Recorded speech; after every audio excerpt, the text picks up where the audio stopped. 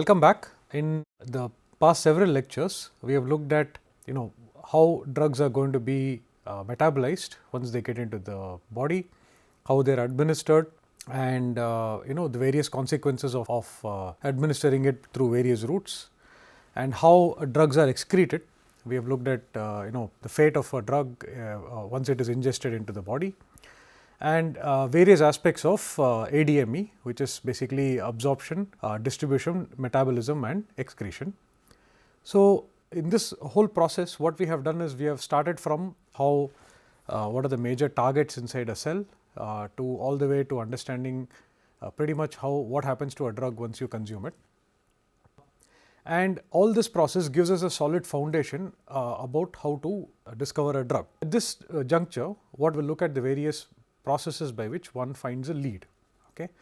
So, right at the beginning we discussed this. Drug discovery is nothing but finding a lead compound, and so there are various aspects to finding a lead compound, and in today's lecture we will cover some aspects of this.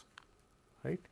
So, first, before we proceed, in order to discover a drug, one needs to address a disease. Okay. So, we need to choose a disease for which a drug should be discovered. So, since majority of the drug discovery occurs in pharmaceutical companies, the major question is, how does a pharmaceutical company decide which disease to target when designing a new drug? So, this is a fairly complicated question to answer, because what the pharmaceutical company needs to do is to figure out what are the diseases which require new drugs, and since there are a large number of diseases that affect humans, one needs to make somewhat of a subjective decision as to why a particular disease needs to be chosen. The second major aspect of how this choice is made is through economic factors. Okay. So, of course, drug discovery costs a lot of money. So, we need to figure out how to synthesize molecules, how to test them, what kind of testing regimen we want to resort to, and there are many aspects to research and development in pharmaceutical industry which requires a substantial amount of financial investment. So, we also need to of course have high quality equipment, and we need to be able to train people or be able to get trained personnel to carry out our research and development, and of course, we need a lot of chemicals and biochemicals to be able to do this. So, all of this costs a lot of money. So, economic factors do play a very important role. So, a pharmaceutical company needs to take into account a number of these aspects before choosing a disease. So, a great deal of research is actually carried out on ailments such as migraine, depression, ulcers, obesity, flu, cancer and cardiovascular disease. And these are, as you can see, very important diseases obviously. So, for example, migraine and depression is a major problem in much of the world, and so is cancer, and of course, cardiovascular disease is becoming a huge problem in developing countries as well. But these are driven by the patients that are present in developing nations. Okay. So, a large number of people suffering from these diseases are going to be consumers of the medicine that is developed in advanced countries. And there are a number of diseases which are highly prevalent in developing nations, but there is not much of focus on these, because perhaps one of the reasons is the economic reason. That is that if you develop a new drug, the market is not able to purchase the drug, for example. Okay. So, there is also something that has happened in the recent past. For example, malaria, which has nearly been is almost non-existent in most of the developed nations, is now seeing a resurgence in research in antimalarials, and this is because of tourism. So, a lot of people from the West are traveling to fairly exotic countries where malaria is endemic, and so it's also resulted in the spread of malaria in the southern states of the United States. So, there's now a focus on trying to figure out how to tackle this problem. So, these are some of the factors which are taken into consideration during deciding which disease to target. So, recently there has been a resurgence in a number of philanthropic organizations such as the Bill and Melinda Gates Foundation, which is now partnering with governments. Okay. So, governments of many countries are now taking an active interest in new drug discovery, And this is because since the pharmaceutical companies are focusing only on a subset of diseases, there are a number of other diseases which are important, but not being worked on by the industry, which need to be addressed. And so, these partnerships are now emerging to be very important in drug discovery. So, what these partnerships do is that they fund sort of research that occurs even in basic research laboratories, which are not necessarily in pharmacy, but also in academic environments. And these are going to be the place from which new drug discovery can occur. So, choosing a disease is a fairly complex problem, and a number of factors are going to be considered while doing this. So, once we have chosen a disease, we need to choose a drug target. Okay.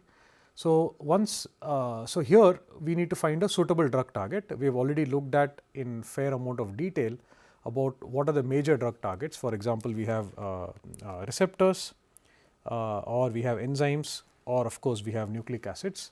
And we have also looked at a variety of other drug targets that could be important as well. And now, so the research team will have to identify, for example, if it is a receptor, whether one needs to develop an agonist or develop an antagonist. Okay. And if it is an enzyme, whether it should be what kind of an enzyme it is, and whether inhibitor should be designed for a particular enzyme. So, for example, agonists of serotonin receptors are useful for the treatment of migraine, while the antagonists of dopamine receptors are useful as antidepressants. So, depending on what the drug target is, one can figure out what kind of compound to be able to synthesize or develop. Sometimes it is not known whether a particular target will be suitable or not. So, for example, the antidepressant compound desipramine, whose structure is shown here,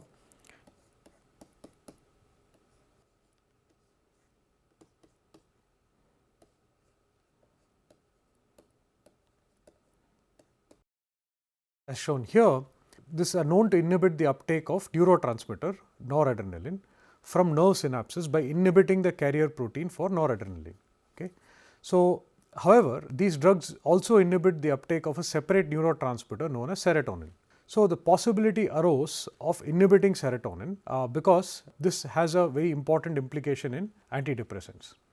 So, what was figured out during this process was that inhibiting serotonin uptake would result in perhaps a new class of inhibitors, and then a search for selective serotonin uptake inhibitors was initiated. So, essentially during the start of the project, it was not known that serotonin uptake inhibition was useful, and this resulted in the discovery of the one of the best selling antidepressant compounds, Prozac. So, therefore, during the project process, it is possible that we might make some interesting discoveries which can lead to very important drugs being developed. Now, discovering drug targets is also something that one needs to be aware of.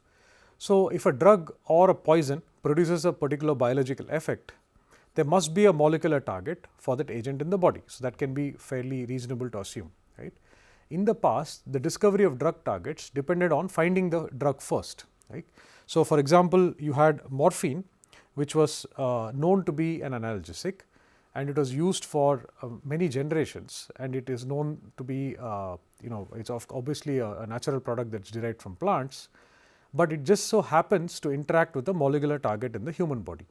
But then, since these were discovered by accident, the discovery of targets was not very well developed. In the 1970s, a variety of peptides and proteins, which are enkephalins and endorphins, were found to be natural analgesics. So, this was an important discovery because at this point it was not known that these are actually going to be useful in analgesic activity. So, these discoveries will help us with identifying new drug targets as well. And separately, in the 1970s and 80s, nitric oxide, which is a small gaseous messenger molecule, was also discovered and to be an important signaling agent. Okay. So, therefore, inhibiting nitric oxide synthesis or enhancing nitric oxide generation can be new drug targets. Of course, we should also keep in mind there are a number of other targets that are yet unknown and yet to be discovered, and this is an active area of research currently. The genome projects, which have been going on for several decades now, have mapped the DNA of humans and other life forms. And together with this new field of proteomics, where one tries to figure out what happens inside the cell at the protein level, there is an increasing number of new proteins which are potential drug targets. And once we identify this drug target, then we need to be able to develop methodologies to target these or to inhibit these proteins. Okay. There are also a number of natural ligands that are known, but we do not know what the targets are. Okay. So, these are termed as orphan receptors because we are unable to characterize where this ligand is actually hitting. Now, the challenge is now to find a chemical that will interact with each of these targets, and in order to find out what their function is and whether they will be suitable as drug targets. So, these are some things that are important to consider when we are looking at drug targets. And once we have considered these, that is after we have chosen a disease and we have figured out what our drug target is, we also need to think about specificity and selectivity. So, antimicrobial agents, which are basically antibacterials or antiviral compounds, they have to be, in order to develop these compounds, the targets to choose are those that are unique to the microbe, but are not present in humans. If you recall, we started out this course by looking at the concept of magic bullet. This is exactly the same concept here. So, we need to be able to selectively target proteins or DNA or anything that is present in a microbe, but not present in humans. For example, this antimicrobial penicillin targets an enzyme involved in the cell wall biosynthesis. We will look at this in detail in the later part of the course. And since mammals do not have a cell wall, okay, so this enzyme is absent in humans, penicillin has very few side effects. Okay. There are also other examples such as the reverse transcriptase enzyme, which is present in the human immunodeficiency virus HIV, which causes AIDS, but it is not present in humans, and therefore, this becomes a unique enzyme to the infectious agent HIV. There are also other cellular features that are unique to microorganisms that can also be targeted. So, for example, there is this disease called as sleeping sickness in Africa, which is caused by trypanosomes, and these microorganisms are propelled by means of a tail-like structure called as the flagellum. So, since this is a very unique structural feature in this microorganism, we could design drugs that could bind to the proteins made up of the flagellum and prevent it from working. So, once you prevent it from working, then this entire propelling motion is going to be inhibited and its infectious nature is going to get perturbed. So, this could be a target that one could think about. Of course, it is always it is not necessary that the enzyme or the target be absent. So, even in differences among similar enzymes can be exploited. So, here is the common ancestry evolutionary tree, and as you can see in this evolutionary tree, an enzyme which could have evolved many centuries back or from a common ancestor can evolve in such a way that there are significant structural differences.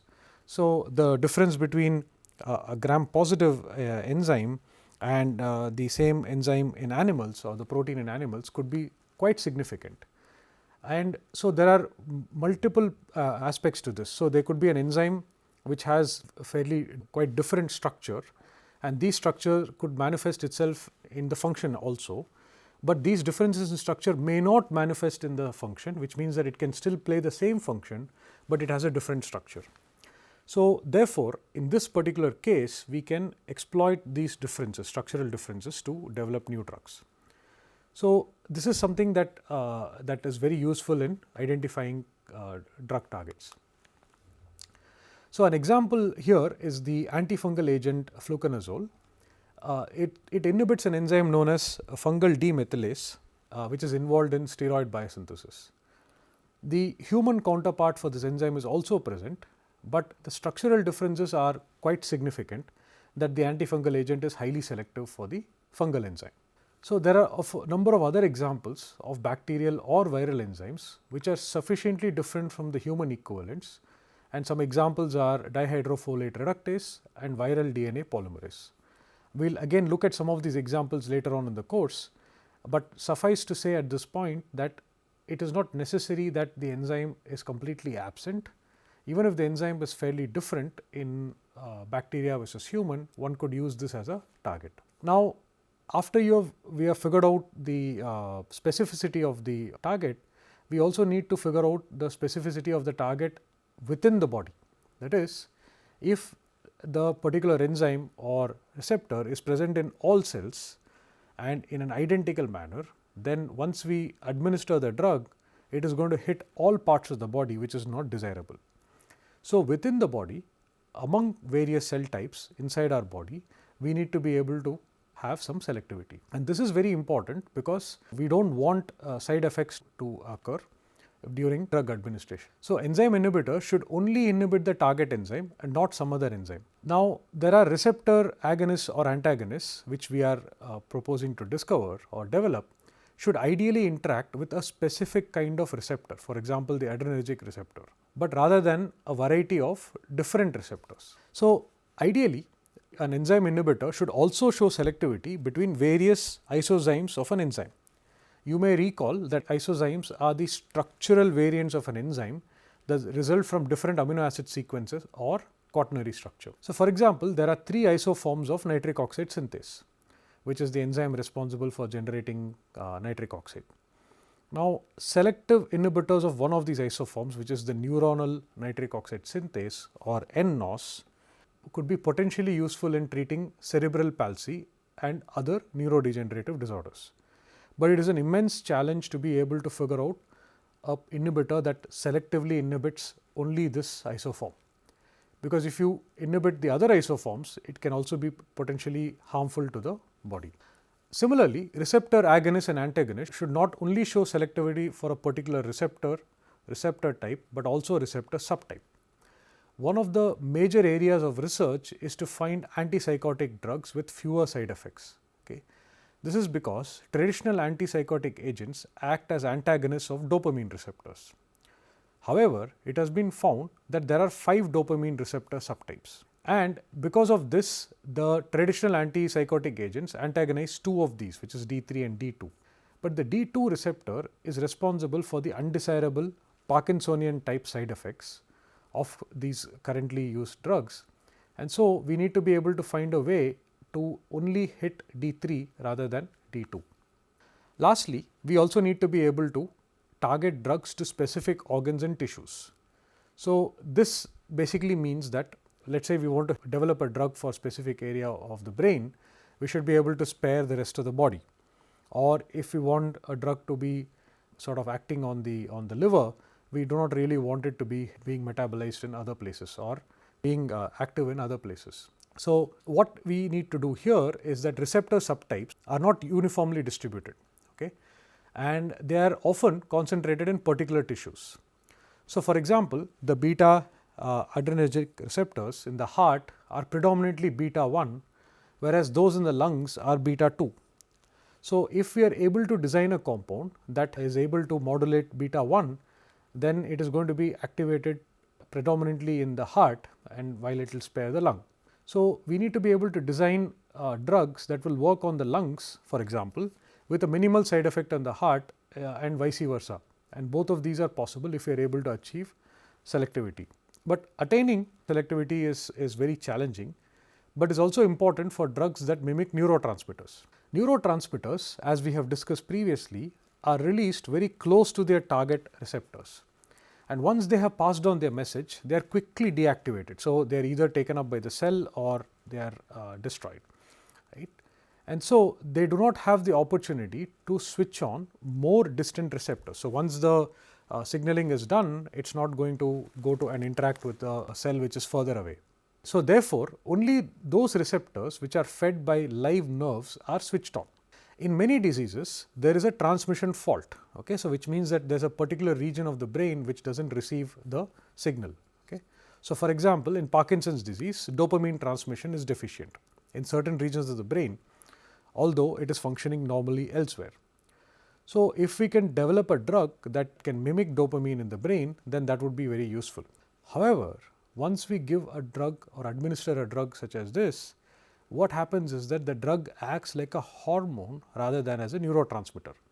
We have already spent some time on distinguishing a neurotransmitter from a hormone, but one of the major features is that the hormone is secreted by glands and then it has to travel a substantial distance for it to reach the cell of interest or receptor of interest. So, here we want the drug to act like a neurotransmitter, but it actually acts like a hormone.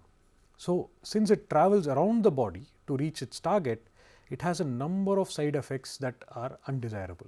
So, what this means is that the drug could potentially switch on all the dopamine receptors around the body and not just the ones that are suffering from the dopamine deficit.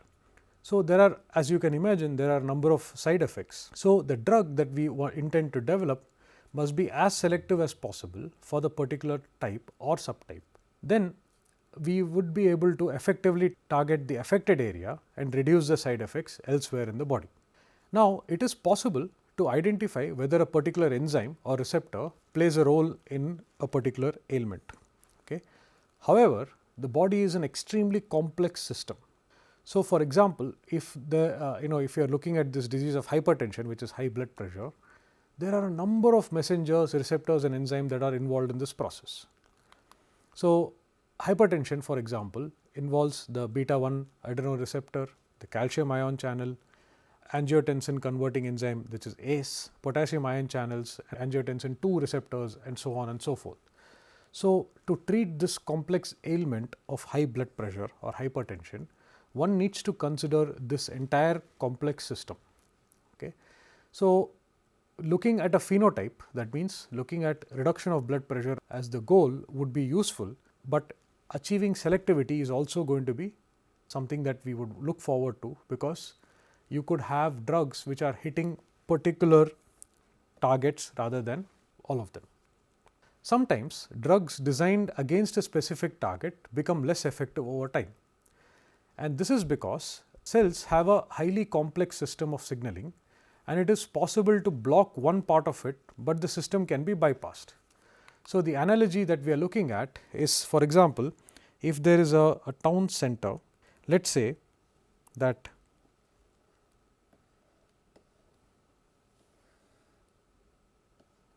this is the center of the town and we want to reduce the traffic in this area.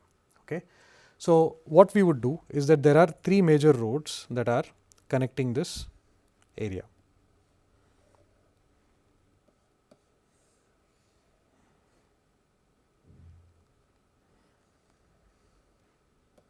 Okay. So, you can enter the town center from here, or you can enter it from here, or enter it from here. Okay. So, if you want to reduce vehicular traffic in this area, what you would do is to put a barrier over here, for example, right. Now, what this does, it clearly reduces the flow of traffic from this direction, and you may have less amount of cars in that area. But what can also happen is that after some time, the trucks start to come, or the vehicles start to come from this direction, or start to come from this direction, and then they start to repopulate this. Okay. So, this is a good analogy to understand how one can develop a barrier, but there could be other mechanisms or other ways in which the same phenotype can be expressed. So, what happens is that this is something that we need to watch out for when we are discovering new drugs.